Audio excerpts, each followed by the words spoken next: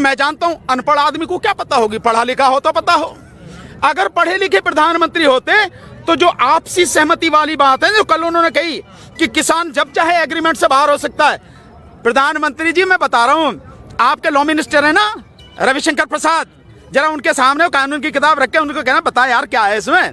उसकी धारा 11 में लिखा है प्रभु कि इसमें इस एग्रीमेंट को केवल आपसी सहमति से ही बदला जा सकता है या उसे खत्म किया जा सकता है, किसान नहीं कर सकता अकेले, ना व्यापारी कर सकते। रविशंकर प्रसाद ये भी कह रहे हैं कि किसानों के अलावा अगर कोई दूसरा आंदोलन जाएगा तो उसके ऊपर कानूनी कार्रवाई कर लो ना, हम करें सीना ठोक के करके लगाओ धारा, तुम्हें पता अरे होने से क्या फर्क पड़ता है यार, मैदान जंग में है यार, इनसे कौन घबराता है।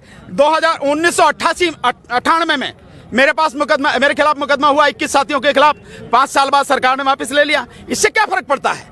क्या इस मुकदमे के डर से हमें वकीलों को डराओगे? तुम्हें शर्म आनी चाहिए, वकील अगर डर गया तो फिर कैसे काम चलेगा। जितना तुम में दम हो, आपके माध्यम से चेतावनी दे रहा हूं, प्रधानमंत्री जी तुम में, तुम्हारे लॉ मिनिस्टर में, तुम्हारे गृह मंत्री में जितना दम हो उतनी कोशिश कर लो, जितने चाहो मुकदमे लगा दो, लेकिन तुम हमें इस आंदोलन का हिस्सा बनने से, इस आंदोलन में संघर्ष करने से, अपने साथियों के साथ खड़े होने से नहीं रोक सकते। हम जीवन के अंतिम सांस तक लड़ेंगे। ना ना, कानून हम क्या समझे, कानून तो मोदी जी समझे। जो मोदी जी ये कह रहे थे ना कि भाई इसमें किसान की फसल अगर बर्बाद हो जाएगी तो किसान की फसल बर्बाद होने पर भी व्यापारी किसान को उसकी कीमत देगा। मोदी जी जरा मैं तो आपको याद दिलाए दे रहा हूं, ये गन्ना किसान देश भर के, इनका 15,683 करोड़ 15,683 करोड़ पिछले 2 साल से पड़ा है। इसमें 12,000 करोड़ पिछले सालों का है, बकाया अब का नए साल का। आप ये नहीं दिलवा सके अभी ने, आप अभी तक ये नहीं दिलवा पाए, तो आप जो बाकी और चीजें कर रहे हो, भड़काने और ये वाली बातें, उनका कोई मतलब नहीं। पहले तो आप 2022 में मिलेगा ना सर, किनको सब कुछ 2022 में सारी योजनाएं सरकार, हाँ मिलेगा। 2022 में जब मोदी जी की सत्ता जमीन से उखाड़ के फेंक देंगे तब जरूर किसानों को मिलेगा, पक्का मिलेगा। प्रधानमंत्री ने आज एक बात और कही, कल उन्होंने कहा कि दिल्ली में कुछ बैठे लोग मुझे लोकतंत्र पढ़ा रहे हैं। अरे आपको तो कुछ पढ़ाने की जरूरत नहीं है, आप तो पेट में ही पड़ के पैदा हुए थे, क्योंकि 35 साल तो आपने जो भीख मांग के खाया है नहीं है, और पता नहीं कब आपने चाय बेची, कब आपने MA और BA कर ली, जो गृह मंत्री इनकी डिग्री दिखा रहे दिल्ली यूनिवर्सिटी की। तो ये जो सारी चीजें हैं, लोकतंत्र हमें पढ़ाने की या आपको पढ़ाने की जरूरत नहीं है, आप जानते नहीं हैं। और आप क्योंकि तानाशाह हैं और इस देश में आप राजतंत्र स्थापित करना चाहते हैं, इसलिए आप संविधान और लोकतंत्र की हत्या कर रहे हैं। अगर आप लोकतंत्र जानते आपके हिसाब से, जैसा आप कह रहे हैं, तो आप लोगों की बात सुनते, लोगों के बीच आते, उनके दुख दर्द को जानने की कोशिश करते। कोरोना में जब लॉकडाउन था तब आप पिछले दरवाजे से कानून लेके आए। आपने किसी किसान से, आपने किसी किसान से, आपने किसी किसान संगठन से और राज्यों से कोई आपने सलाह मशवरा नहीं किया। आपने सर भी झुका रहे हैं, हम 4 बार जोड़ लेते हैं, कोई बात नहीं, हम भी हाथ जोड़ लेते हैं। प्रभु हम भी आपको हाथ जोड़ रहे हैं कि अपनी गलती को मानो और कानून वापस ले लो। बिल्कुल प्रधानमंत्री, नहीं नहीं पैर की छुएंगे, ऐसा थोड़ी है कोई पैर छुए, बिल्कुल नहीं छुएंगे सर। तानाशाह व्यक्ति जो देश को बर्बाद करने पर तुला हुआ है, आप उसके पैर छूने की बात छोड़िए, देश उनको सम्मान कर रहा है, यही बड़ी बात है। पैर छूने का मतलब ही नहीं है। तानाशाह बता रहे हैं, वो कह रहे हैं आने वाले दौर में ये डेमोक्रेसी मदर कहलाई जाएगी, माँ कहलाई, काय की माँ कहलाई जाएगी, पूरी दुनिया की लोकतंत्र की माँ। तो अब ये बताने की जरूरत है, ये लोकतंत्र की माँ है। भगवान बुद्ध के जमाने में जाओ, गणतंत्र पढ़ा है, मुझे मालूम है कि आपको इतिहास की जानकारी कुछ भी नहीं है। अगर आप चले जाओ तो देश में गणतंत्र पहले थे, 10 बड़े गणतंत्र थे भगवान बुद्ध के समय में, तो डेमोक्रेसी हमारे देश में उस समय से थी। ये तो आप जैसे लोग जो आए, जिन्होंने जाति के नाम पे, वर्ण के नाम पे, धर्म के नाम पर इस देश को बर्बाद किया, तब जाके ये सारी चीजें हुई हैं, वरना इस देश में लोकतंत्र बहुत पहले से था, तुम्हें बताने की जरूरत नहीं है। सरकार को सर ये भूल तो नहीं है कि वोट हमें देंगे आंदोलन करने का? ना ना, वो तो मैंने आपको बता दिया, सरकार इसलिए भी नहीं सुन रही, उसे हमारी वोटों की जरूरत नहीं है, क्योंकि उनके पास वोट छापने वाली मशीन है, EVM, every vote for Modi, आपने देखा ना। तो क्योंकि EVM है, इसलिए आपकी और हमारी वोटों की जरूरत नहीं है। अगर हमारी वोटों की जरूरत होती, निश्चित रूप से प्रधानमंत्री हमारी बात सुनते, लेकिन अन्याय और अत्याचार की भी एक हद होती है। लेकिन सर आप वो हद, वो सीमा अब पार हो चुकी है। अब देश का व्यक्ति इसको जान चुका है, समझ चुका है।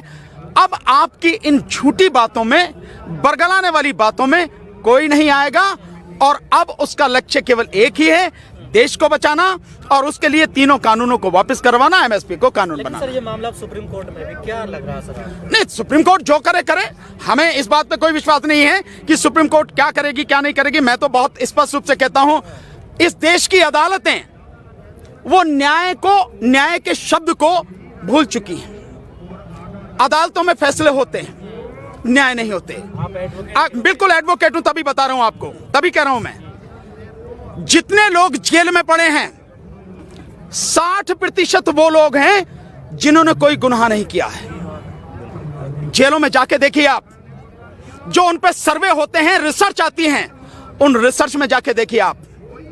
अगर अर्नब गोस्वामी की बेल की जो एप्लीकेशन आती है, उस एप्लीकेशन में खामियां होते हुए भी सुप्रीम कोर्ट तुरंत उसको जो अगले दिन सुनती है।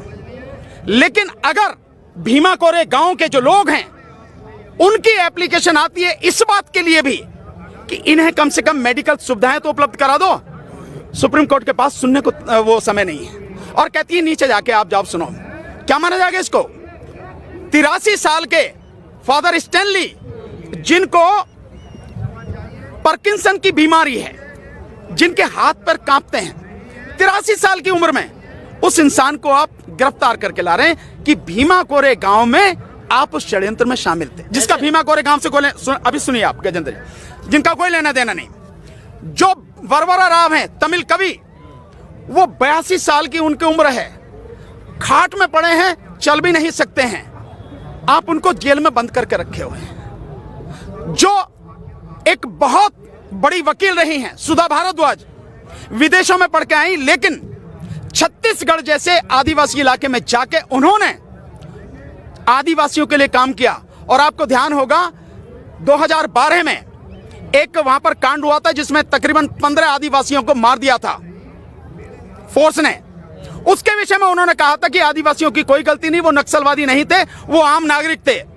जिसके विषय में मध्य प्रदेश हाईकोर्ट के एक जज गुप्ता जी, जिनको एक कमीशन जो था, उस कमीशन का उनको चेयरमैन बनाया गया, और अभी 1 साल पहले हुई होगी मुश्किल से, उन्होंने वो रिपोर्ट दाखिल करी और उसमें उन्होंने वही कहा है जो सुधा भारद्वाज जी ने कहा था। ये लोग कोई नक्सली नहीं थे, महिलाएं भी थी, बच्चे थे, बेगुनाह लोग थे, आम आदमी थे, जिनको फोर्स वालों ने मार दिया। उन्हीं सुधा भारद्वाज को केवल वो आवाज उठाती, इसलिए बंद कर रखा आपने। लेकिन आनंद तेलतुंबड़े साहब, जो इतने बड़े विद्वान हैं, 35 किताबें जिन्होंने लिखी हैं, दुनिया की अलग अलग यूनिवर्सिटियों में जिन्होंने पढ़ाया है, आप उनको बंद करें। उनकी चीजें सुनने के लिए आपके पास समय नहीं है, उनकी बेल एप्लीकेशन, उनकी कोई एप्लीकेशन आप सुनने का टाइम नहीं है।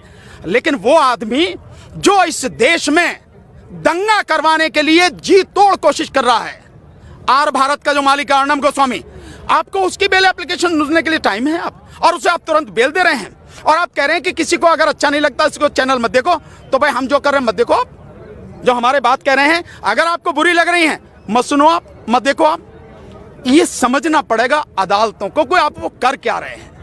मैं वकील हूं इसलिए बता रहा हूं, और मैं बहुत सी चीजें आपको बता सकता हूं, और उसके सबूत भी आपको आप ही के माध्यम से आपको रिकॉर्ड भी करवा सकता हूं।